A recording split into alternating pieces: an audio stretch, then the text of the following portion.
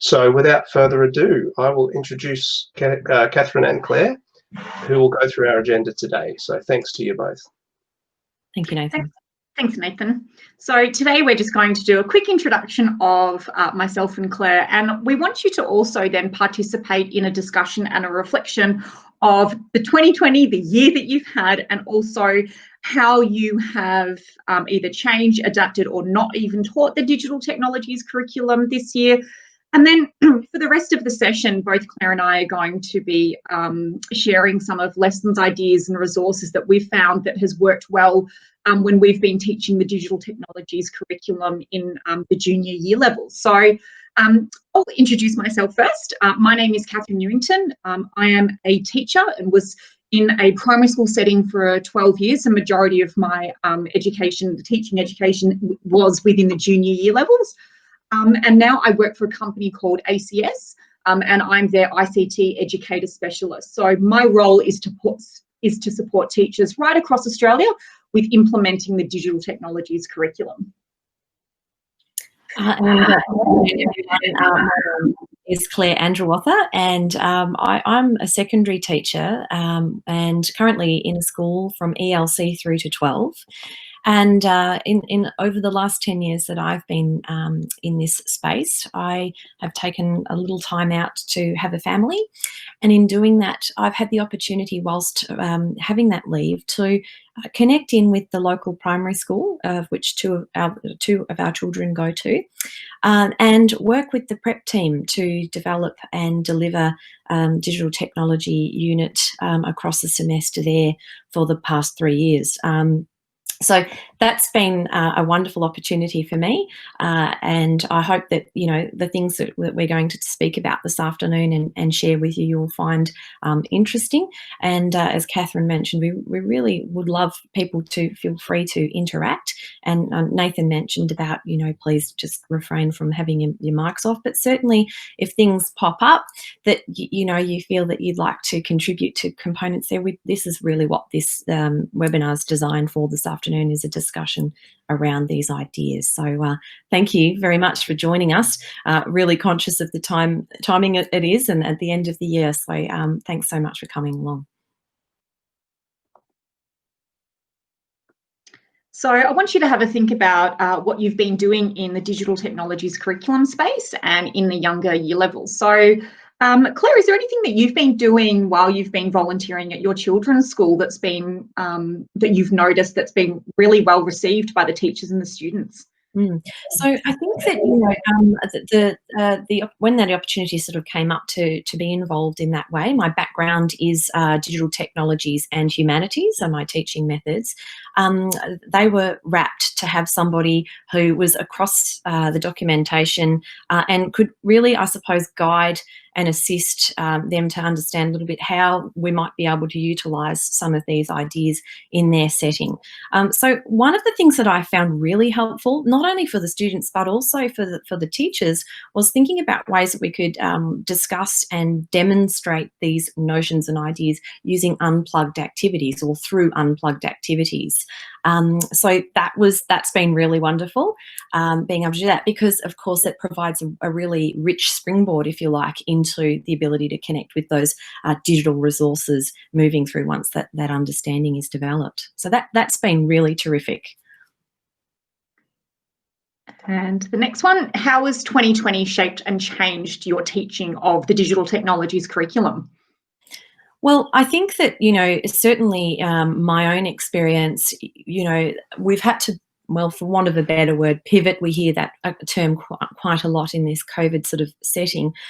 We've had to rethink the way that perhaps we deliver our curriculum, just generally speaking. But I think that there has been the potential, certainly, I had every intention again on entering the classroom in a voluntary capacity this year to assist those new prep teachers this year to deliver that DigiTech curriculum. And of course, I've not been able to do that with those restrictions. So I think for me, again, getting creative about, well, how can I still connect in and link with these teachers to enable that delivery to still occur. So having had those resources available, it was really wonderful to be able to talk to the teachers, support them, and make them feel as though that they could run with the program that had been running for the last, as I say, 3 years. So I guess that was empowering, because there tended to be a little bit of, oh, great, you know, Claire's coming into the classroom. We can sort of, you know, direct attention to her, and sort of, you know, they're definitely present, definitely interested, and supporting the students with their learning. But it was helpful to have that person there in a team teaching role. So I think this year there's been positives with me being able to sort of step away from that and allow that to carry on, allow those teachers to have their spin on it, but also, you know, that inability to be involved in that way. So it's a little bit tricky on that front. But you know, I'd be super keen to hear how have other people approached their digital technologies curriculum in their setting throughout this year, or indeed in previous years. Would anybody like to share some of the things that they've been doing, or the impacts that we found? Some of the schools that I've been working with this year is that they haven't actually been teaching the digital technologies curriculum while they were working online. You know, and it's kind of one of those things where it's reduced the pressure of teachers, yet they're kind of thinking about they have to do a bit of a catch up for 2021. So that's probably one thing that I've seen. Can't really talk too much about the classroom, but yeah. Claire, is there anything come up in the chat? Nothing. No. Oh, hang on. We just had another person join. Welcome. So no, we'll press on. Thank you, Catherine. Yep. And what concerns do you have teaching the digital technologies curriculum in the early years as well? Well, again, I suppose if I think back to, you know, what we've experienced this year, and certainly in previous years, obviously everybody's had the bit of a hurdle this year. Some students do have more access to technological devices than others, and it's the same for schools. So I suppose some of the concerns that I would raise would be around that access and equity, and, you know, how can we ensure that there is the ability to connect in and deliver rich, meaningful learning for our students if we're having problems around, you know, for example, in my setting, we have a tech that comes in for half a day, once a week. What happens if we've got an iPad you know, several iPads that are out of action and things along those lines? So definitely a few little concerns around that. And of course, we're going to look at addressing some of these issues a little later in our presentation. I wonder, Catherine, do you have any concerns yourself, or observed some of these things in your work that you've been doing with schools as well? Yeah, I think one of the main concerns that I've got at the moment, I'm working with a teacher in a remote school in WA, and one of the biggest issues that she has is the students have a low literacy level. So it's not really concern, not really a challenge, but it's something that's just really now at the forefront of my mind is how do we get those students with low literacy ability, get them to be coding, and, you know, just trying to read things and really enforce that computational thinking when they're struggling in other areas as well. And we've had to kind of go around about in a different way to support this teacher because, and this is more so for 3-4s, but it would be for your junior students as well, is that the students in 3-4, they have low literacy. So even something as simple as Scratch and introducing that isn't actually going to work within that school because the students can't even read the instructions. So it's really then in the early years, how do we teach the digital technologies curriculum when they may not have, you know, our little kiddies in prep, you know, may not even be reading at the moment. So yeah, it's really something that I'm experiencing for the first time. And as I said, like, it's something that's at the forefront of my mind at the moment, just because I'm working with a teacher at WA. Mm-hmm. And this goes out to our audience as well. What support are you looking for 2021 in making changes or developing your digital technologies curriculum? So one of the things that I find that I'm working with a lot of teachers now is building that yearly scope and sequence, and providing enough resources as well, but making sure that yearly scope and sequence is targeted towards the year level and the students' needs as well. That's one thing that I'm finding quite a lot of teachers are looking for at the moment. And I think then to to help them with that scope and sequence. Another thing is just building up a bank of resources. And resource building is probably one of the things that I've found that teachers are really looking for as well. So, you know, diagrams to teach a sequence of steps and things like that. Because I know a lot of that type of stuff takes a long time to create. And, you know, as teachers, we're so busy with so many other things happening as well that, yeah, one of the things that I am doing with teachers is collaborating and building that scope and sequence and looking at the development of the DigiTech curriculum. And then I'm going away and creating any of the resources that would help them to teach those concepts. Yeah, look, I think that ties in beautifully. I mean, I added that little point, that first one there about for opportunities for collaboration and resource sharing. I think, you know, oftentimes we don't really necessarily have the exposure that we'd love in terms of working in teams to look at what we've been doing, what's been successful, what are areas that we'd like to improve next time around. But you know, hard enough within our own setting, let alone thinking about how can we connect in with other like schools or schools within our area, our network and so on, and looking at ways that we can build on what other people, what's the great stuff that's been happening in other schools that we can potentially look at sharing. And I think, you know, for me, I would love to see the ability to, you know, connect in a little bit more readily with schools and people and organisations like yours, Catherine. Obviously, Digital Learning Teaching Victoria's got some really great avenues for accessing those sorts of things, but you know, schools connecting with schools to share those resources so that we're kind of not you know, reinventing the wheel every time. So I guess that's probably something that I'd like to see happening as we move forward. Any other comments or questions around you know, some of the challenges perhaps that people are facing with their DigiTech curriculum in the early years? And do feel free to use the chat space if you feel comfortable to do that, and certainly unmute at any stage to chip in if you've got something you'd like to add. We'd love to hear from you. And then what resources are you finding that's working really well, Claire, within the early years? Yeah, great. Thanks, Catherine. So I've focused primarily on using Scratch Junior as an introduction into ideas around programming, including sequencing and rules in particular. And for the first, I suppose, or, you know, three to four lessons, maybe they're around hour-long lessons. We don't really get into the program. We don't look at the app straight away, because I think it's important to understand, like, what are those concepts actually, what do they mean? How can I relate them to my own world, as in the child's world? What experiences do they already have around those concepts? So for me, that utilising those unplugged activities and then branching out into the plugged activities has been super resourceful, you know, really wonderful opportunity there. And Catherine, I think BBots has been one of your interest areas.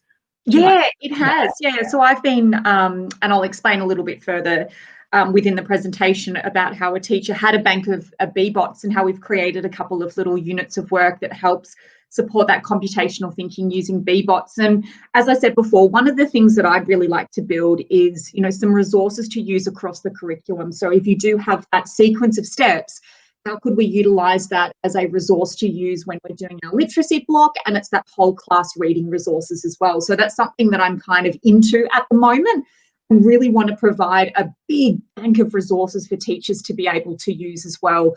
Again, because that type of stuff, it takes a long time for you to create yourself, and the amount of time that you might actually use it for will be significantly different in how long it actually takes you to build those resources as well.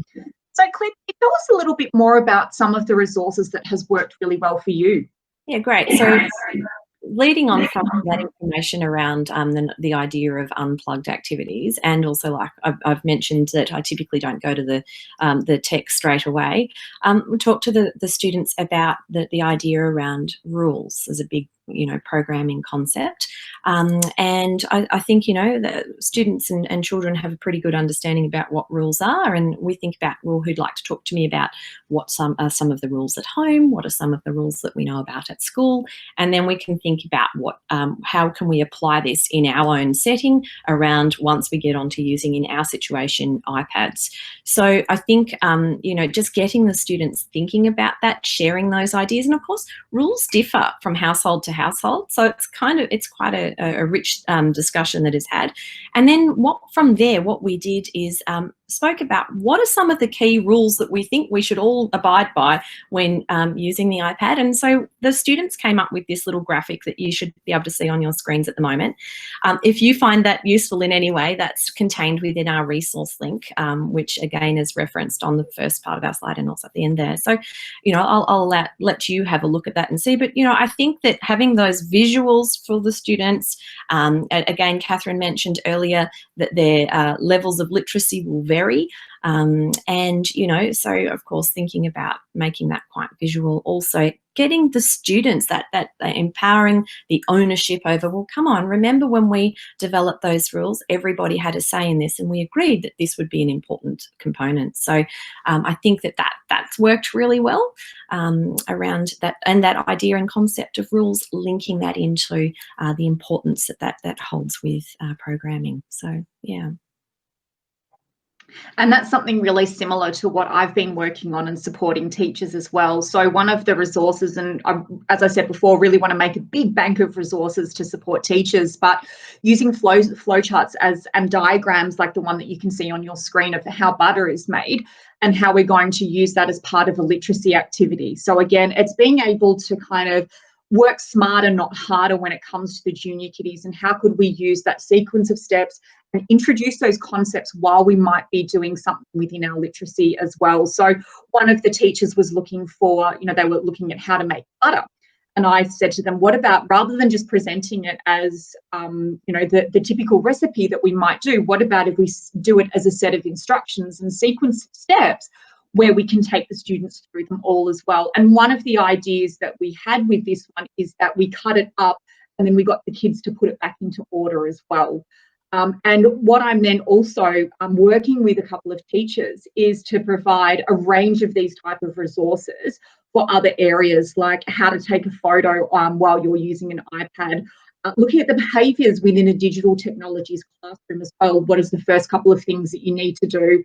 You know, one of the first things I think it would, you know, be an after lunch activity, then come in and wash your hands straight away, because where have those hands been during recess and lunchtime? And also then how to use a Bebot and how to control it as well, how to upload your work. And it just means then that we're starting to introduce those concepts to the students, and they're also being provided with a visual as well. So as we said, we want to then create these. So we've got one as a teaching activity.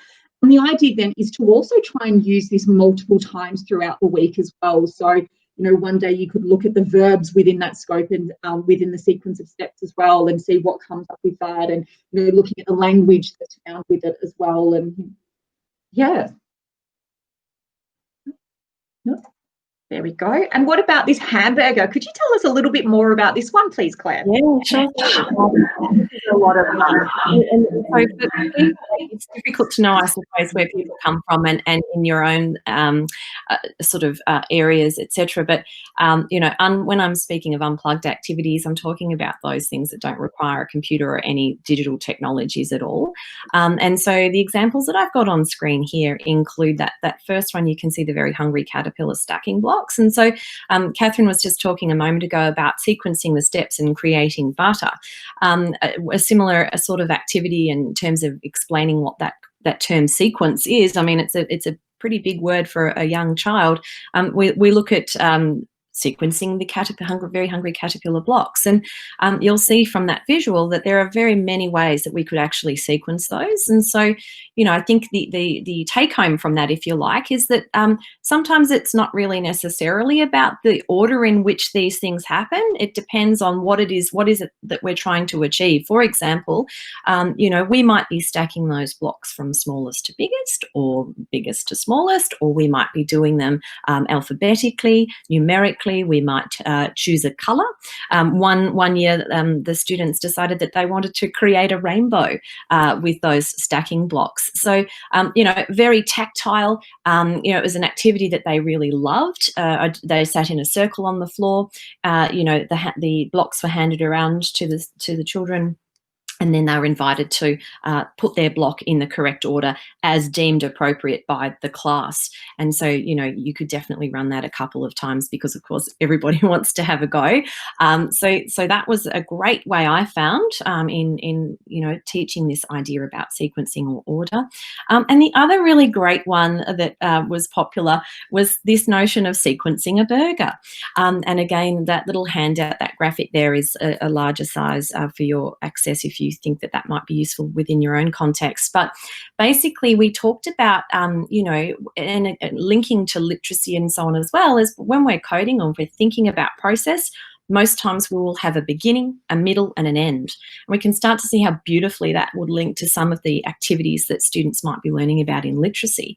But in the instance where we might sequence a burger, the question is posed, what should we do? Where should we start? What do we need in order to hold all of our ingredients? And of course, we need the bun. And then I talk to the students about, well, does it really matter the order of the filling? Does that really matter so much? And their ideas are, no, it doesn't really matter so much, just provided that we don't start with lettuce and end with sauce and have everything else sort of jumbled in between. So look, that's another very enjoyable and engaging activity for students, getting them thinking about, what are we trying to achieve? We're trying to create a burger. Here are our components. In what way do we need to order or sequence those components in order to be able to get a good bite at the end? So those ideas have worked very well previously. Yeah, and going on with the Very Hungry Caterpillar activity that Claire had just showed you, I want to share with you now some of the work and ideas that I did with a teacher for a healthy eating unit of work.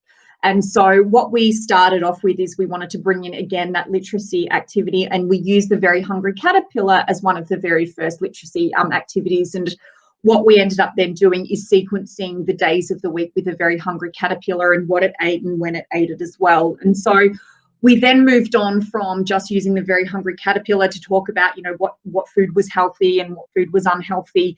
We then, she then wanted to move on to B-bots as well. And so we used the B-bots with the foundation to 2 and some of the 3-4s as well, remembering that these were low literacy students. But one thing that I want to show you that worked really well is that we decided to bring in the B-bots and think, well, if you took a robot shopping, food shopping, what would you have to program them to make sure that the robot was only picking up healthy foods? And so one of the things that we started off with is this little diagram on the right-hand side that just kind of shows through the steps of, taking the B-bot, move it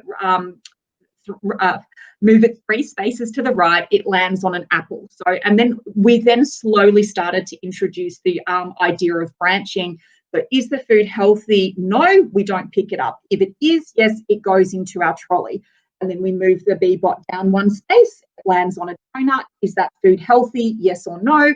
And what do we do with the food as well? So it was just, again, that visual just to show the kids the movements of, the B-bot and what it could do as well. So we then created the mat. So we started off with just an unplugged idea first, where we had a blank hundreds chart.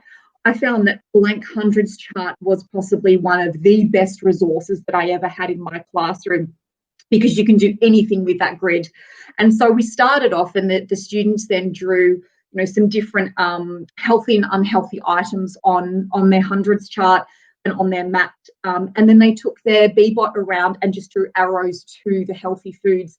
Then what we ended up doing was transferring that into a bigger B-bot mat, and then we took it just to make sure that their instructions actually matched what the B-bot was going to be doing as well. So you could see the development of starting off with something really basic, the Very Hungry Caterpillar, where it was just linear. So we were talking about the sequence of steps, moving through to something a little bit more detailed, where they could put the food anywhere they wanted on the B-bot mat.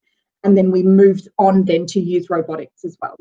And I think what's really lovely about that too is like the idea of introducing flowcharts, and not only in a digital technology sort of bent, but also, thinking about literacy again, and, ways, or in fact science, and, that process and the step-by-step sort of guideline, that flowchart, that we could make those links across those curriculum areas. So we're really solidifying, what do we need in order to get from A to Z. Yeah. Yeah. And one of the Really things that I valuable. have done when I am creating these little diagrams is you'll notice that the 3 questions are in red and the instructions are in kind of grey. So I've done that on purpose to show that, hey, when you get up to a red question or something that's a red, that's actually turning into branching. So there's actually 2 options that you might have to choose as well. So there is method to my madness. Okay, so if we move on to now and talk a little bit more about plugged activities, and as I mentioned earlier on, the main focus of my area for early years has been looking at Scratch Junior. And one wonderful thing about that, apart from anything else, is the fact that it is block-based coding. So in terms of, you know, if we were talking about just Scratch, obviously there does need to be a greater level of understanding and also the ability to read. You know, we're still using blocks within Scratch, but we know that there's writing on those blocks, whereas it's very picture-based with Scratch Junior.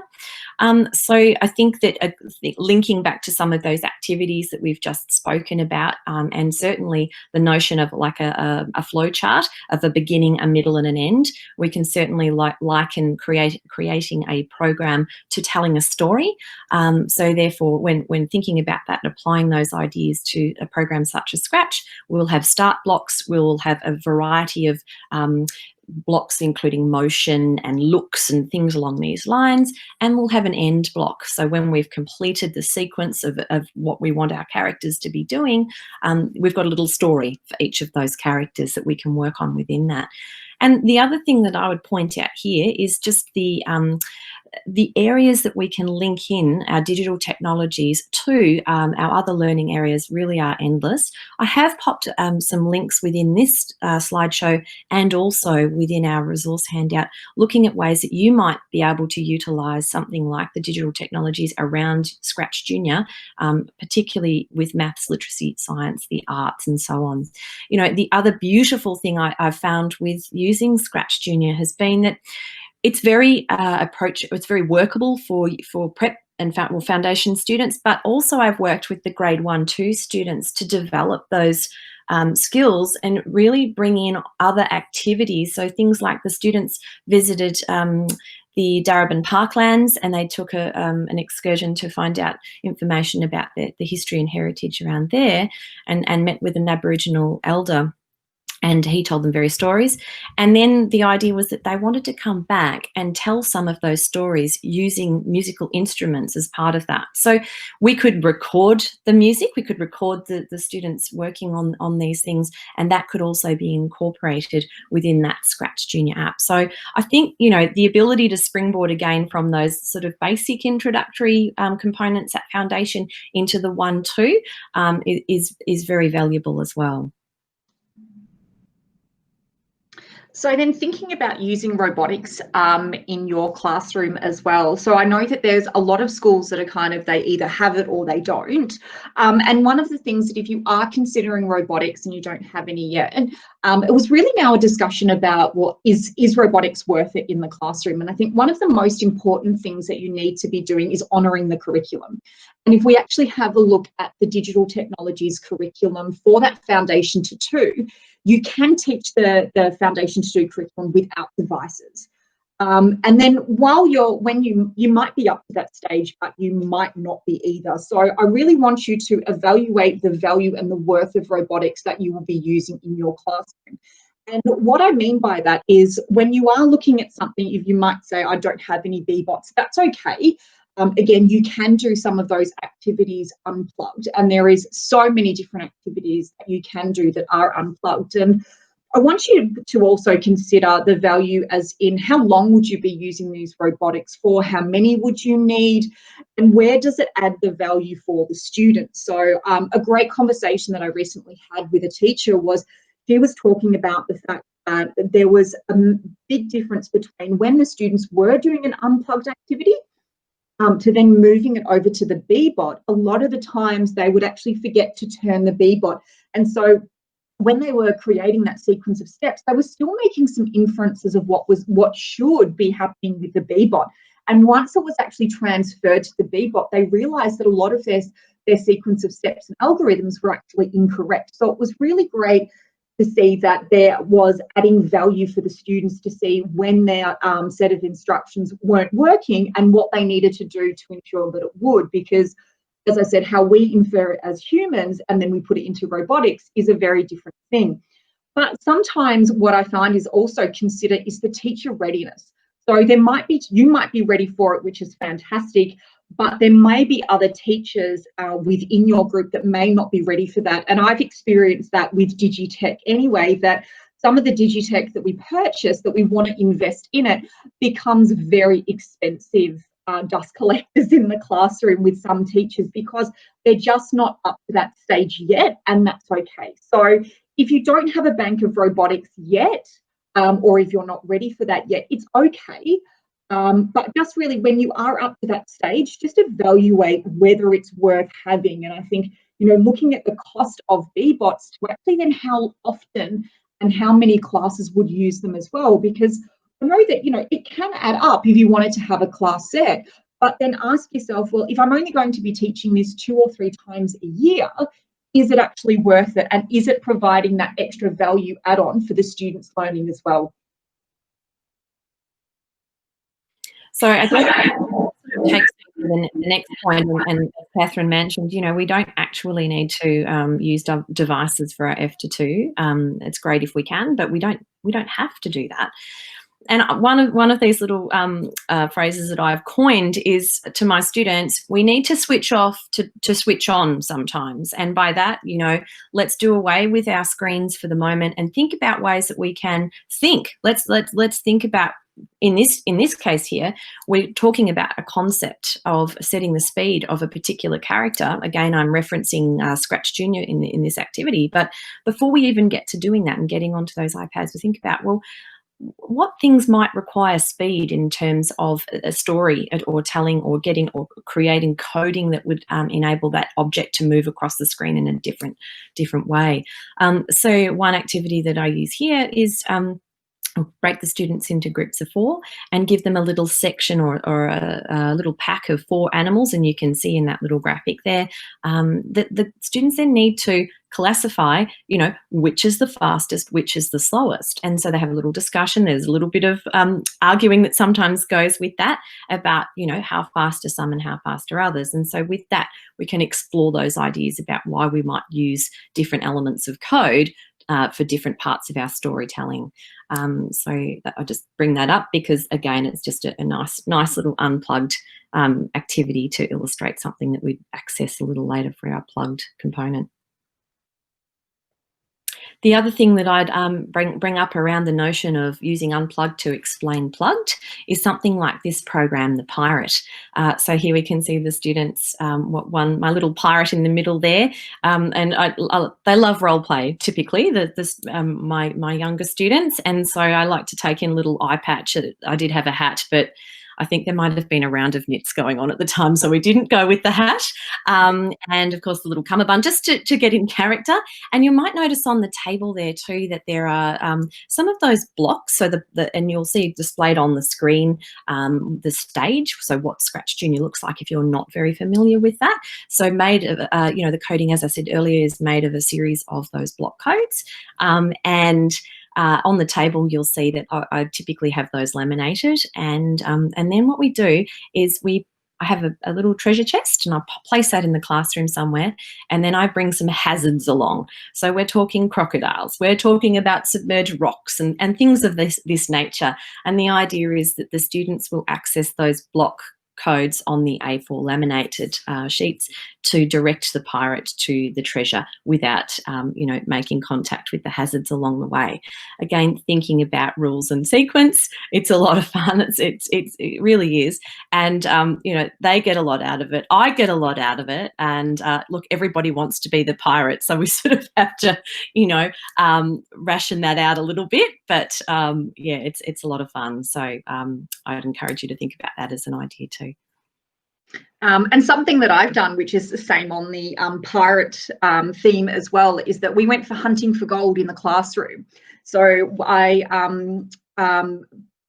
well, I had to speak like a pirate to begin with the whole entire time. That was one of the things that we had to do. But we ended up putting the students into small little groups, and I gave them each just a paper gold coin, just, you know, an image that I found off Google, cut it out, and say, and they were actually given a page. So I think there was about 6 gold coins on them. And they actually had to name the gold coin and then go and hide it.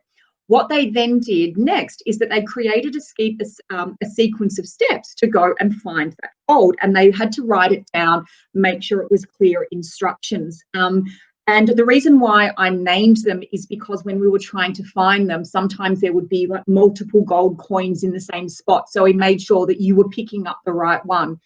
And what they ended up, it was a really rich activity that I did over a couple of days. So it probably took about 3 sessions to do. So the first one was looking at creating the sequence of steps and different starting points in the classroom. Also then talking about, well, how big is a step as well? So not to do giant big ones. That was something that I learned after I did this a couple of times. After they'd written down all the sequence of steps on a piece of paper, I then photocopied all of their instructions and then gave them little booklets with all the instructions. And then the next activity that we did was actually going around the room, following the sequence of steps to try and find the gold. The group that found the most gold coins obviously was the winning pirate. Originally, that idea, I did that probably about 5 years ago, but it was originally for a connection with the curriculum for mathematics and location. But the more that I kind of unpacked the digital technologies curriculum, the more that I realized that there was that connection between creating a scope, creating a sequence of steps to have a solution. And the kids absolutely loved it. And I think one of my favorite things is that this was when we were doing the end of year cleanup, we would always find little gold coins that were never found. So there'd be just, oh, I found Freddie. And, you know, it was a really interesting and really in-depth learning that they did, because there were times where the sequence of steps couldn't actually be, you couldn't read them properly. So then we had the conversation of what do we have to do when we create these sequence of steps when someone else is reading them, that they have to be explicit and you can't assume that people already know what's going on as well. So one of the topics of discussion that always came up was always about how we show the sequence of steps and the instructions for someone else. So when you're the writer, they need to be clear. The handwriting needs to be clear. The language needs to be clear. And that was, yeah, as I said, something that always came up with students, because a lot of the times it was like, well, I can't find this. I can't follow the instructions. And that's it for our presentation. Does anyone have any questions? And you'll notice that there's a little bit.ly link just down there for you. So any of the resources that we have spoken about today, or any of the links, you will be able to find that on the doc that we have just created with some of those images for you as well. Yeah, and we've had a couple of questions too from Sarika in the chat there, just asking about can we access those coding blocks like A4 printouts? And yes, you can. I've just popped a little link to the Scratch Juniors site. That is wonderful. There's lots and lots of resources available there. And I do, as I mentioned, have a link to a lesson-by-lesson guideline outlining some of those activities that we've discussed now. And there are other things, like, for example, they reference Simon Says as a really great way for following rules and this sort of thing as well. But also the other little question is, could we print these and the kids make the coding plan as drawings or physical cards? Absolutely. I think that would be an excellent thing to do.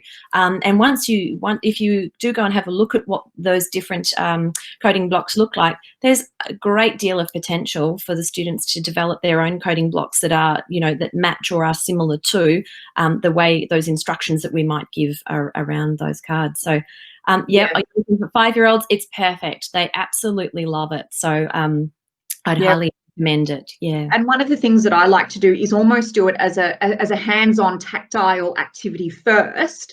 I find has always worked really well with your juniors, and then go and almost test it to make sure that your instructions are working properly as well, and have you done everything right.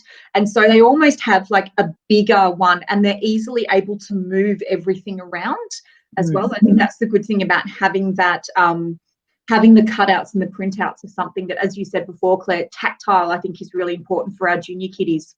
Yeah, definitely. And of course, we're obviously thinking across the needs of our students as well. And, there are a lot of visual learners.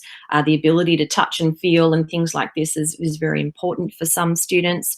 I mean, there are definitely those students who say, are we getting on the iPads yet? But, all good things come to those who wait, I say. And, I think just the ability to link back into those activities. Do you remember when we did the pirate game? What did we have to do? What were those considerations that we need to have?